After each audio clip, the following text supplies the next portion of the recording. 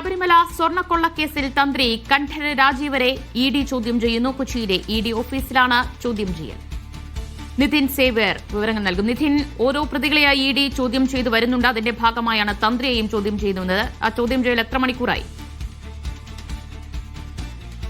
ശബരിമല സ്വർണ്ണക്കൊള്ള കേസുമായി ബന്ധപ്പെട്ട് സ്വാഭാവിക ജാമ്യം നേടിയും ജാമ്യം ലഭിച്ച് പുറത്തിറങ്ങിയ പ്രതികളിൽ ഭൂരിഭാഗം പേരെയും നേരത്തെ തന്നെ എൻഫോഴ്സ്മെന്റ് ഡയറക്ടറേറ്റ് ചോദ്യം ചെയ്തിരുന്നു. ഇന്നലെയാണ് എൻ വാസുവിനെ മണിക്കൂറുകളോളം എൻഫോഴ്സ്മെന്റ് ഡയറക്ടറേറ്റ് ചോദ്യം ചെയ്തത്. ഇന്നായിരുന്നു തന്ത്രിക്ക് ഹാജരാകാൻ നോട്ടീസ് നൽകിയിരുന്നത്. തന്ത്രിക്ക് രാവിലെ 11 മണിക്ക് എൻഫോഴ്സ്മെന്റ് ഡയറക്ടറേറ്റിന്റെ കൊച്ചി ഓഫീസിൽ ഹാജരാകാനാണ് നിർദ്ദേശം നൽകിയിരുന്നത്. പക്ഷേ 1 മണിക്ക് ശേഷമാണ് അദ്ദേഹം കൊച്ചി ഓഫീസിൽ ഹാജരായത്. ഇപ്പോൾ 1:30 മുതൽ അദ്ദേഹത്തെ ചോദ്യം ചെയ്യുന്നുണ്ട്. ഡെപ്യൂട്ടി ഡയറക്ടറുടെ നേതൃത്വത്തിൽ ആണ് തന്ത്രിയെ ചോദ്യം ചെയ്യുന്നത്. തന്ത്രിയുടെ അനുജ്ഞയാണ് എല്ലാ പ്രശ്നങ്ങൾക്കും കാരണമെന്നാണ് SIT കണ്ടെത്തിയിരിക്കുന്നത്. ശബരിമല സ്വർണ്ണക്കൊള്ള കേസിൽ മുഖ്യപ്രതിയായ ഉണ്ണികൃഷ്ണൻ പോറ്റിയെ ശബരിമലയിൽ എത്തിച്ചതിലും തന്ത്രി കണ്ഠര രാജീവർക്ക് നിർണായക പങ്കുണ്ട് എന്ന് SIT നേരത്തെ കോടതിയിൽ വാദിച്ചിരുന്നു. നേരത്തെ SIT അറസ്റ്റ് ചെയ്തിരുന്ന തന്ത്രിയെ പിന്നീട് ജാമ്യത്തിൽ ഇറങ്ങുകയായിരുന്നു. ഏതായാലും തന്ത്രിയുടെയും തന്ത്രിയുടെ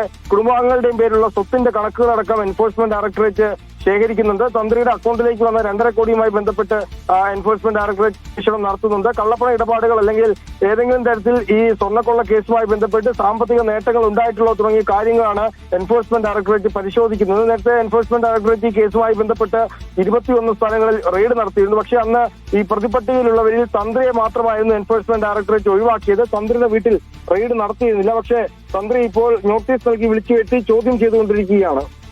ശരി, ഇന്നിപ്പോൾ തന്ത്രി മാത്രമല്ല ഇഡിക്ക് മുന്നിൽ എത്തിയിട്ടുള്ളൂ. പ്രധാനമായി പോറ്റിയുമായി ബന്ധപ്പെട്ട് നടത്തിയ ഈ സ്വർണ്ണക്കൊള്ളയുടെ മറവിൽ പോറ്റിയുമായി നടത്തിയ ഈ സാമ്പത്തിക ഇടപാടുകളൊക്കെ തന്നെയാണോ ഇഡി പരിശോധിച്ചു വരുന്നത്? അതുമായി ബന്ധപ്പെട്ട് എന്തെങ്കിലും വിവരങ്ങൾ നിലവിൽ ഇഡിയുടെ പക്കലുണ്ടോ നിതിൻ?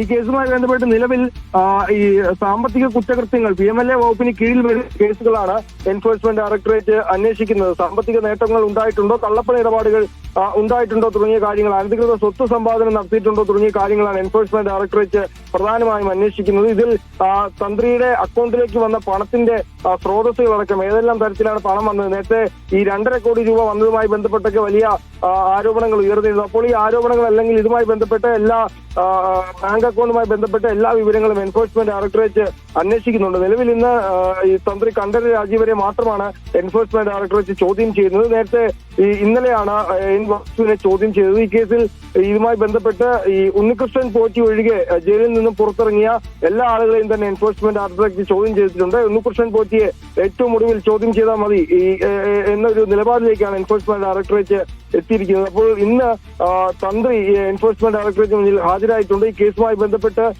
ഈ തന്ത്രിയുമായുള്ള ബന്ധം തന്നെയാണ് പ്രധാനമായും. തന്ത്രിയെ ശബരിമലയിൽ വീണ്ടും എത്തിച്ചതിൽ ഉണ്ണികൃഷ്ണൻ പോറ്റിയെ ശബരിമലയിൽ വീണ്ടും എത്തിച്ചതിൽ തന്ത്രിക്ക് നിർണായകമായ പങ്കുണ്ടെന്നാണ് ഇഡി കണ്ടെത്തിയിരിക്കുന്നത്. അപ്പോൾ ഉണ്ണികൃഷ്ണൻ പോറ്റിയുമായുള്ള ബന്ധവും ഒപ്പം സാമ്പത്തിക ഇടപാടുകളും തന്നെയാണ് പ്രധാനമായും അന്വേഷണ പരിധിയിൽ വരുന്നത്. ശബരിമല സ്വർണ്ണക്കൊള്ളയിൽ ഇഡി എടുത്ത കേസിലാണ് ഇപ്പോൾ തന്ത്രി കണ്ഠര രാജീവരെയും ഇഡി ചോദ്യം ചെയ്തു വരുന്നത്. കൊച്ചിയിൽ ഇഡി ഓഫീസിലെത്തിച്ചാണ് ചോദ്യം ചെയ്യൽ. വിവരങ്ങളാണ് നിതിൻ സേവർ നൽകിയത്.